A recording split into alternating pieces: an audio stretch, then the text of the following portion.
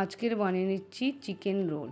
তার জন্যে কিছুটা মাংস ছোট ছোট করে কেটে নিয়ে তার মধ্যে নুন, গোলমরিচ গুঁড়ো, জিরে গুঁড়ো, কাশ্মীরি লঙ্কার গুঁড়ো, হলুদ গুঁড়ো দিয়ে মাখিয়ে নিয়েছি। তারপরে একটি বোলের মধ্যে 1 বাটি ময়দা নিয়ে একটু তেল আর নুন দিয়ে ভালো করে ময়াম দিয়ে মেখে রেখে দিয়েছি।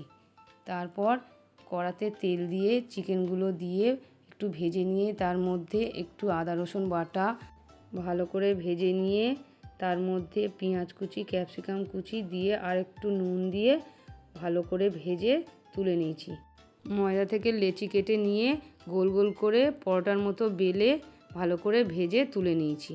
তারপর পুরো পরোটার উপরে চিজ লাগিয়ে মাংস ভাজার পুরটা দিয়ে পেঁয়াজ কুচি, শসা কুচি, ধনেপাতা, লঙ্কা বাটা, টমেটো সস দিয়ে রোল পাকিয়ে নিয়েছি।